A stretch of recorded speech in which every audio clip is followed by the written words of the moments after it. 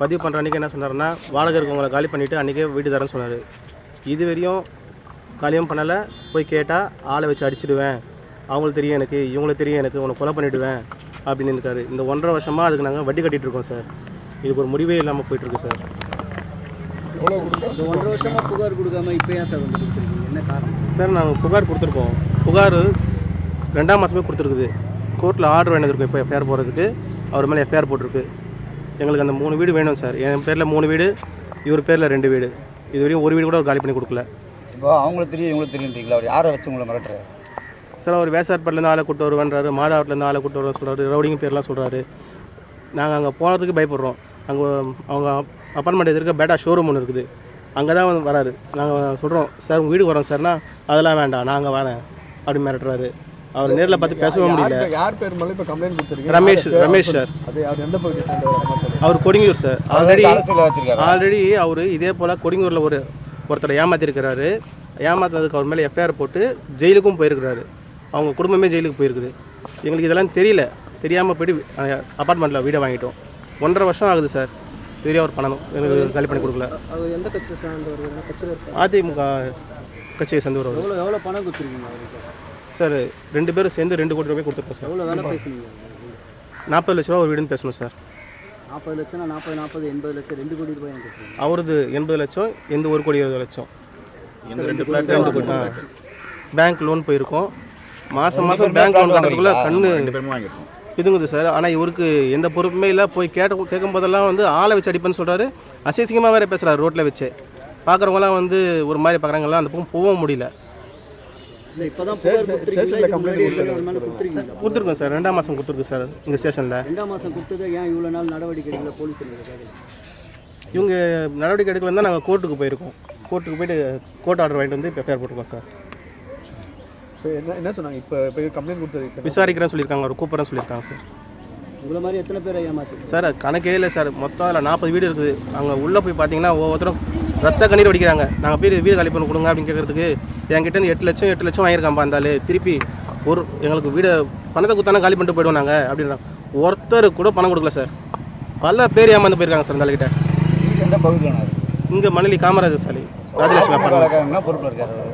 ஆனால் பொறுப்பு என்னன்னு தெரியல. ஆனால் அதிமுக கட்சிக்காரர் அவர். நீங்கள் எந்த நம்பிக்கையில் கொடுத்தீங்க அவர்கிட்ட? அந்த மாதிரி சொல்லுங்களேன். எப்படி சார்? அவர் வீடு ரெஜிஸ்டர் பண்ணி கொடுக்குறாருல, வீடு ரெஜிஸ்டர் பண்ணி வாங்கியிருக்கல. நான் அவர் பணம் கொடுக்கணும்ல. நான் பேங்க் லோன் தான் போனேன், கையிலலாம் கிடையாது. எல்லாமே வந்து பேங்க் மூலியமாக தான் பண்ணோமே.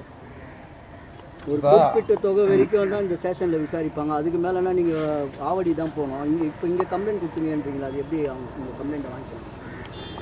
இல்லை, நாங்கள் கோர்ட் மூலியமாக தான் கொடுத்துருக்கோம். இப்போ கோர்ட் டைரக்ஷன் வாங்கி கோர்ட் ஆர்டர் தான் வேணும் இப்போ. நம்ம கோர்ட் டைரக்ஷன் இப்போ அரசியல்வாதி வச்சு வச்சு மிரட்டுறாங்களா? நம்மளை அரசியல்வாதிகளை அரைச்சி வச்சு மிரட்டுறாங்களா இல்லை ரவுடிங்களை வச்சு மிரட்டுறாங்களா? சார் அவர் யாரை கூப்பிட்டு வராரு, யார் எங்கேருந்து வராங்க எதுவுமே தெரில சார். போய் நின்னோம் அப்படின்னா ஒரு 10 பேரோடு தான் வராரு. வரும்போதே 10 பேரோடு தான் வருவார். வரும்போதெல்லாம் வந்து மிரட்டுறது. ஏன்னா நான் என்ன சொல்கிறது, இப்போது ஒரு மனுஷனாவே பார்க்கறது கிடையாது. அவர் பார்க்கும்போதே அவனை போக சொல்கிறா அப்படின்றது, தெனாவட்டெலாம் பேசுறது. என்ன சார் இது? என் பேர் கிரிதரன் சார்.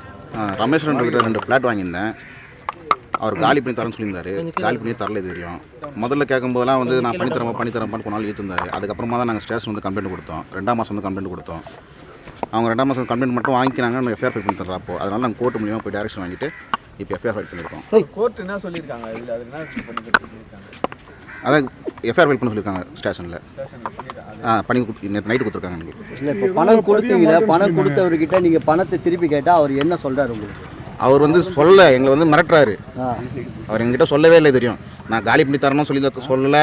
எனக்கு இவ்வளோ இது பண்ண அப்படி பண்ண எதுவுமே சொல்ல.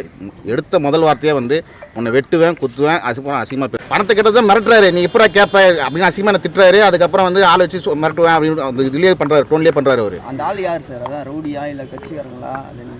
சார் அப்படி இல்லை சார். வரவங்க யாரும் நமக்கு தெரியாது. நம்ம ரவுடிஸ் கிட்ட நம்ம லிங்க் தான் நம்ம சொல்லலாம். மனைவியில் எங்கன்னா இருக்கு இடம்? மலையில் காமராஜ் சாலை. அப்பார்ட்மெண்ட் அது ராஜலட்சுமி அப்பார்ட்மெண்ட் சொல்லி. எவ்வளோ ஒரு ஃப்ளாட் எவ்வளோன்னு சொல்லி உங்ககிட்ட வித்தாரு? நான் சராசரியாக வந்து 40 லட்சம் சொன்னார் ஃப்ளாட்டு. நான் அதனால் வந்து என்னோட இதுக்கு வந்து நான் 2 ஃப்ளாட் தான் வாங்க முடியும்னு சொல்லி நான் 2 ஃப்ளாட் வாங்கினேன். நீங்கள் மட்டும் 2 ஃப்ளாட்? நான் 2 ஃப்ளாட் வாங்கினேன். S6 S17 சொல்லி 80 லட்ச ரூபா. 80 லட்ச ரூபா சொல்லி. எவ்வளோ முன்பணம் கொடுத்தீங்க? அது ஒரு ஃப்ளாட்டுக்கு வந்து 30 லட்ச ரூபாவும் இன்னொரு ஃப்ளாட்டுக்கு வந்து 35 லட்ச ரூபா கொடுத்தேன். 65 லட்ச ரூபா கொடுத்துருங்க. ஆமாம். மீதி தொகை எவ்வளோ அப்போ பார்த்தீங்கன்னா?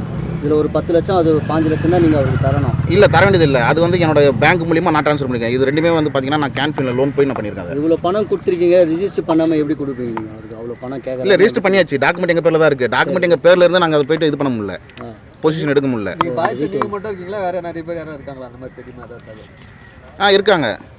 இருக்காங்க பாய்ஸ் நிறைய பேர் இருக்காங்க. பாய்ஸ் அதனால தான் அவர் ஜெயிலுக்கே போயிட்டு வந்தார். மற்றவங்களாம் கம்ப்ளைண்ட் கொடுக்கல அவர் மேலே? கம்ப்ளைண்ட் கொடுத்து தான் அவர் ஜெயிலுக்கு போயிட்டு வந்தாருன்றேன். கம்ப்ளைண்ட் கொடுத்து அவர் ஜெயிலுக்கு போயிட்டு வந்தார். அந்த விஷயங்களுக்கு தெரியாது.